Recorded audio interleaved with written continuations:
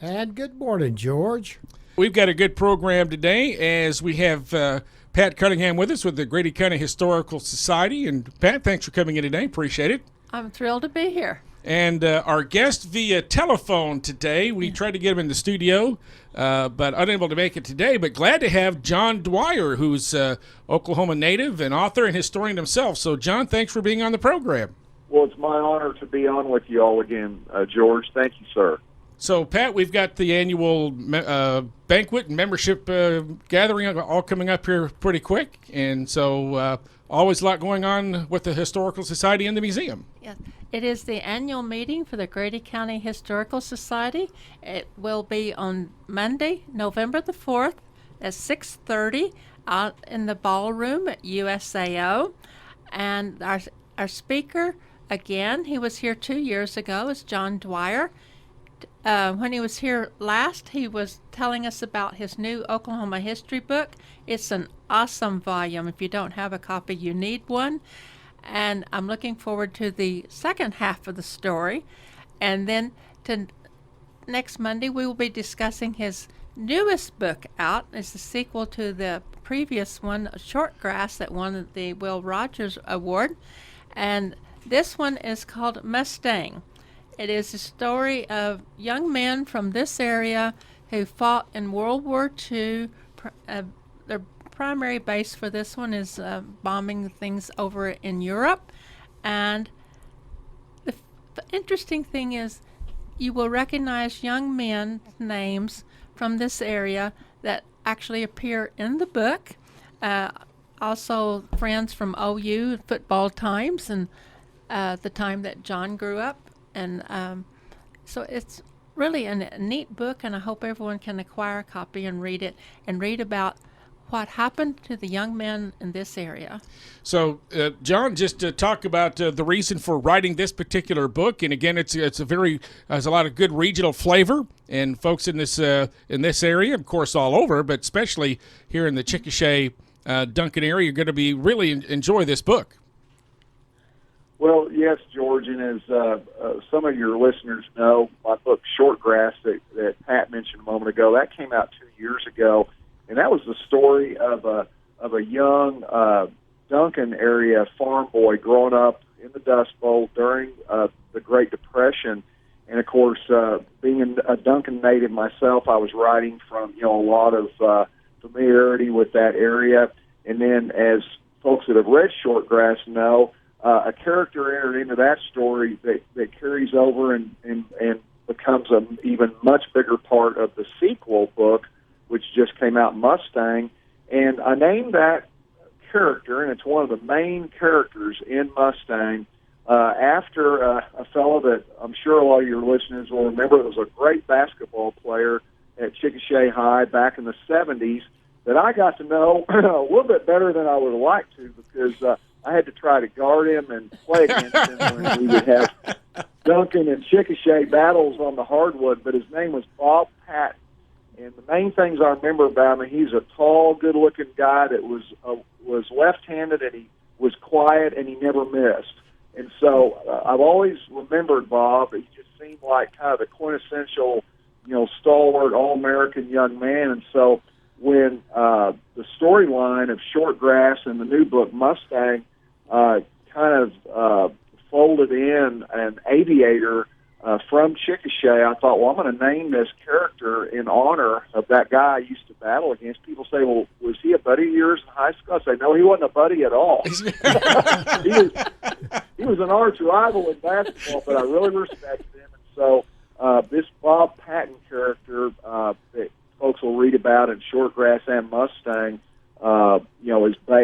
is dedicated to Bob Patton, but also having known how many of the gallant young men from Chickasha served, and many of them did not come back during World War II. It's kind of a tribute to all the boys from Chickasha and Grady County area, as folks will find out when they read. So did you reach out to Bob and tell him that you were going to name a character in your book after him? Well, I reached out to him, but I actually, George probably should have reached out to him ahead of time, but I actually didn't even think about that. But after the book came out, after Shortgrass came out, I somehow he heard about it, and he and his wife Jamma turned up at a book signing I was doing in Edmond a couple of years ago, and they walked in and he introduced himself, and I said, "Man, you're even bigger than you were back in high school." In a good way, muscular, broad shoulders. Right. So that kind of began a correspondence, and then as Pat knows, because she was at the book release, the national book release of Mustang back on Memorial Day in Oklahoma City, we had Bob and his wife as special guests at that event. We introduced them, and I guess I probably also should mention, as I think Pat knows, that there are numerous scenes that take place in both Shortgrass and Mustang in and around Chickasha. So I think hopefully your readers will be on the lookout for those, along with the Bob Patton, the Captain Bob Patton character that becomes a great aviator in Mustang.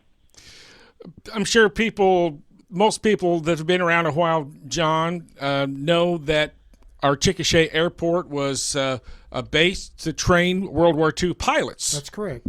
In fact, it sounded like a bunch of bees humming, flying around town, and their Fairchilds, if I remember right, the plane. It was very entertaining, quite frankly. So that's young kids. Well, and one thing another thing I recall, only because my mother told me, and I think Pat knows, my mom, maiden name Helen Miller, attended, she was in college in Chickasha there at OCW, Oklahoma College for Women, during the war. And when I was a kid, she would tell my brother and I about, she and her friends would be going to the store or going to different places. They'd see the German prisoners that were housed there at the Grady County Fairgrounds. She'd see them walking down the street to go to the grocery store, and they'd have their uniforms on without their, insignias and all that. Their chevrons and stuff would be removed. But that and some of the other things she told me, and again, just my experiences with Bob Patton and with Chickasha growing up, in kind of the madcap mind of an author, all those things weave their way into these books, Shortgrass and Mustang. I can remember the German prisoners being hauled to the farmers to help them get their crops in or whatever while they were in prison here at the fairgrounds. They actually harvested the broomcorn crop on the farm where I grew up in 1944, and as a little 3-year-old, being rather nosy, as they drove up to get their lunch that day, well, both days, I was hanging on the fence. And to this day, I remember the one guard who came up with the truck with the German prisoner being the driver, and the guard said, "Little girl, don't you think you should step back?" I did not, because standing behind me was my guard dog. As my mother always said, there wasn't a snake safe on that farm if I were outside. How about that? And I thought I was safe. That dog was there, and I wanted to see what's going on. And, I'm kind of glad I insisted on visiting and looking, because I still remember them coming both days. And we have the official manifest that lists the names of all of those soldiers and their numbers. We have copies of those at the museum. The original it's put away in a safe deposit box for my children someday. But anyway, it's really kind of neat to look at that, and you think they harvested the crop, because the whole purpose was there weren't any other labor forces available in 1944 to do any of the harvesting. And they brought their pots and pans back that they picked up the lunch in, took it to the farm, to the field. They came back scrubbed clean from the Roaring Creek. Of course, Mother always rewashed them, but she thought she was impressed that they took the effort to clean up the pots before they returned them. Yeah. And I think it's interesting, too, that a lot of the prisoners have come back in later years. There was one here in Chickasha several years ago, and one young man came back. He lived in western Oklahoma. He became the mayor of the town. Had an event in Frederick a year or so ago down in Tillman County, and one of the folks, their historical society, it was an event similar to the Grady County one we're getting ready to have on November 4th, and I was speaking to them, and one of the fellows there said that his dad was a farmer down there in Tillman County, and they had those German soldiers came out and did some work for him, and he said a couple of the more enterprising Germans decided that they were going to take a hike and escape to Mexico. And somehow they had it in their mind that the Red River was the Rio Grande, and they got to the Red River and found out how far they actually were from Mexico, and they came back on their own. They apologized. Said, "Will you still let us work for you?" The guy said, "Yeah," and they just went right back to work for it. Yeah. Very few of the prisoners escaped. These were the enlisted men who basically had no choice but to fight for Hitler, and they had a nice place to stay, room, board, and here in Chickasha, if they became ill, they were treated by the staff at Borden General Hospital, the U.S. Army hospital that was here at the time as well. So just a fascinating link that we have Yes. With the World War II right here in Chickasha. So, John, what else will you be talking about on Monday the 4th? Sure. Well, we're going to be talking about, of course, folks want to know about Mustang, which, as Pat kind of alluded to, it is a story about American aviators in World War II, and it really goes beyond the typical World War II, even wartime story. And it those things. There's so much nostalgia and so much pride and patriotism we all feel for the efforts that our people put out during that time. And sometimes what gets lost is just the brutal reality of the sacrifice and cost that it really took for us to win that war, and in particular against the Germans, and in particular there in the European Air War. The German Air Force had just, wiped out everybody that came against it. There was one, I read one account where there was one day that they knocked out 1/4 of the entire Russian Air Force out of the sky. These guys were incredible aviators, and for our boys that had to go up against them as we were learning, they'd been fighting for years, and our guys had to learn on the fly. They were mostly, citizens, farm boys, college kids, football players, and they had to learn as they were getting shot at. And so Mustang really, and one of the main themes of that is just the brutal reality, no holds barred, of exactly what happened up 30,000 frozen feet up above in the skies of Europe in those bombers, those B-17 Flying Fortresses, and then later the P-51 Mustangs. That's kind of the second half of the book.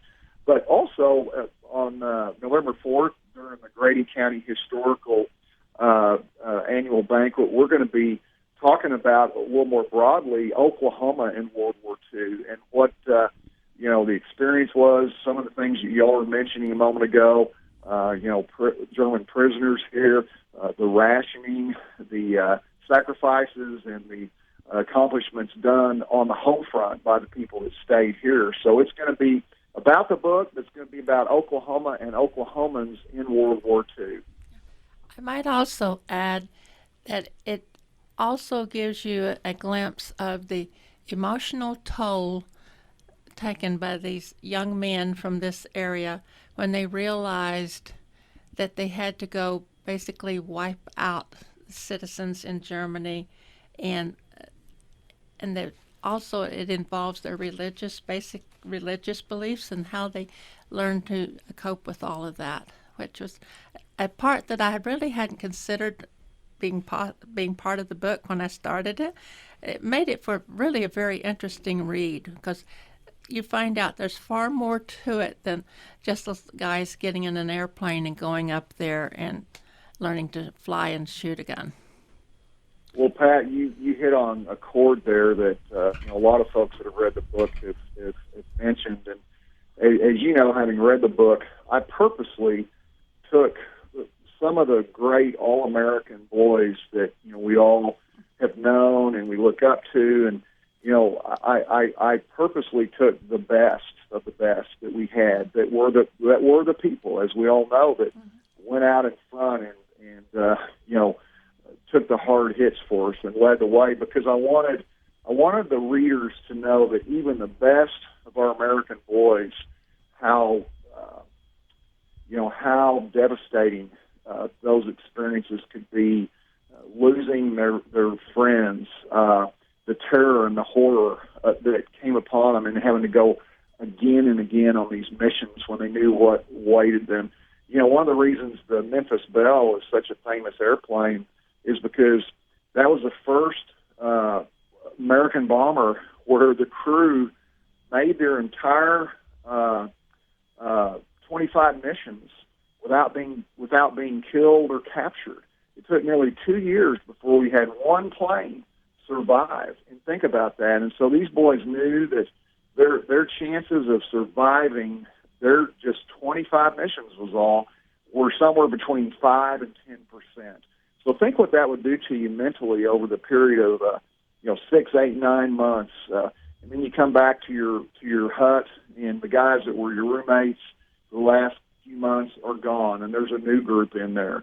And then, as Pat said, realizing what was going on the ground below, what you were being called upon to do to win the war. So, I am far from qualified to talk about what those guys really went through, but I've made the best effort humanly possible to try to, tell a story for us in these later days of what was done before us and the price that was paid, so that we could have all the wonderful opportunities that we enjoy now.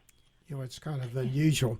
I had an older sister who was at that time dating a Navy pilot.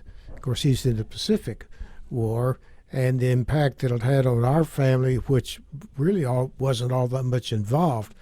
But it's kind of like, even more so than OU football. What happened in the war that day? That's the beginning of virtually every news item. Although I mentioned that dog that was on the farm that protected me, that dog was on the farm because his owner was my father's brother, who was the navigator on the big bombers in Europe throughout his whole time.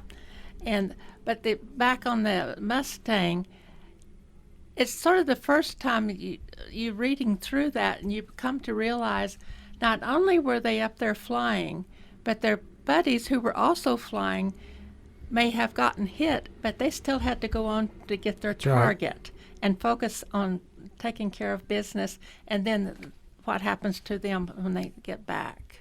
What else can we expect at the banquet? We have a silent auction item, just one. It is an original George Sutton print.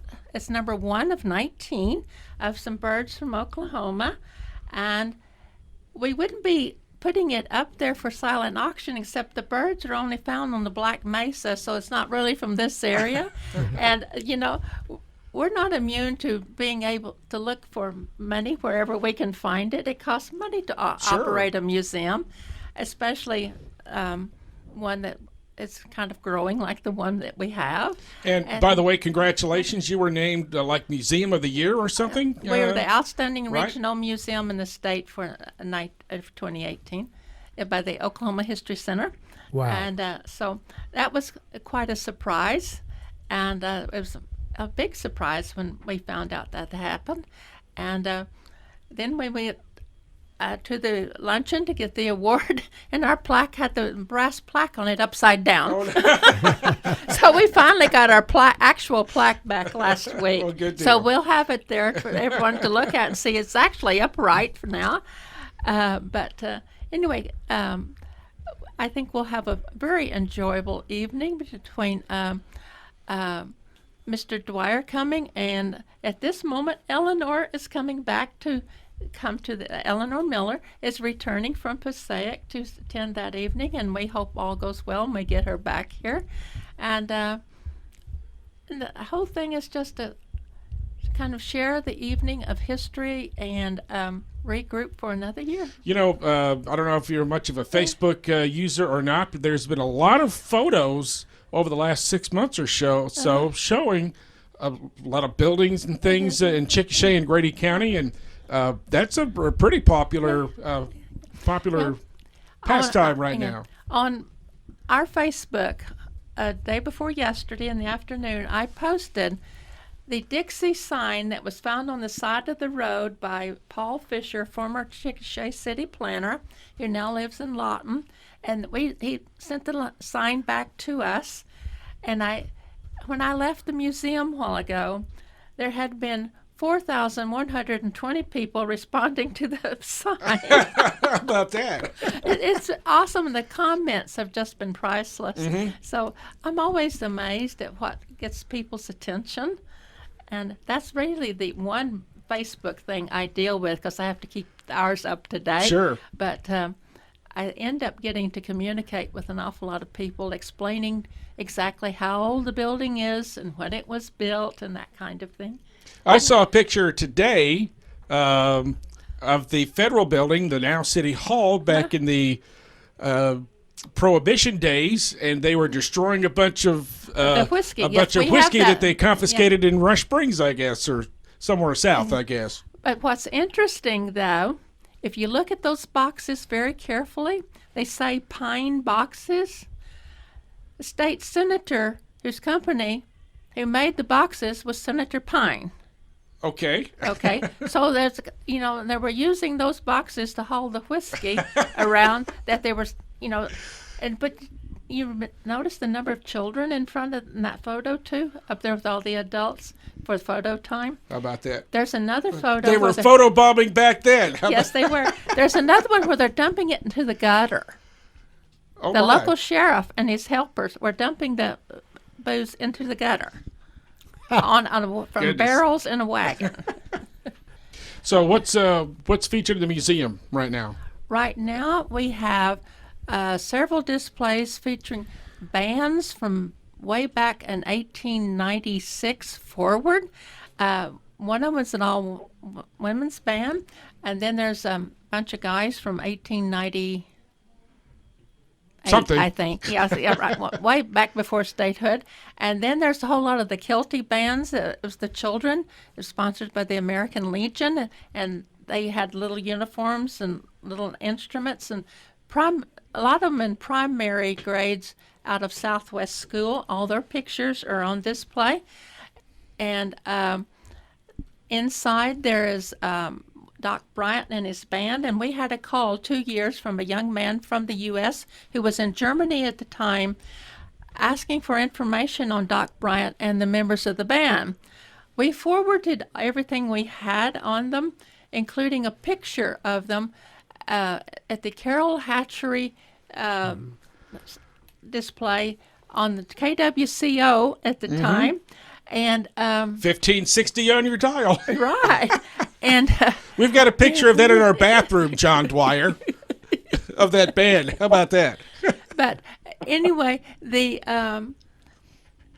last year we got a copy of an album back where they had taken all these hillbilly bands and kind of done a little tweaking to their songs, and Doc Bryant is the first one. It tells all about Chickasha and the band and everything on the back of the label, and gives the Grady County Historical Society credit. I haven't opened it because I didn't want to undo all the original packaging. But anyway, we helped them getting an album made in Germany on the local hillbilly bands. How about that? That's great. Yeah. So give us the hours of the museum. 10 to 3, Monday through Friday, almost every day, because we're a little short on docents, and that's another thing we'll be working on November 4th, helping get the word out to people that if you come and volunteer 1 hour for community support, 1 hour is worth $25.42 in community support right now. So if you work 2.5 hours and cover half a day, you've given them about $60.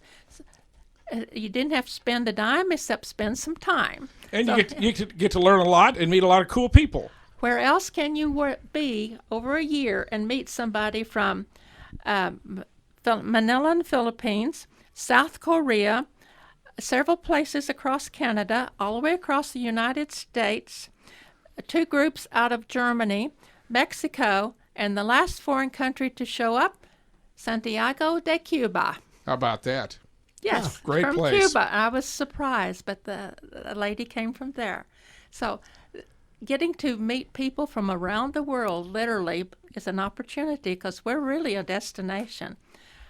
There's many days I will entertain between 13, 15 people.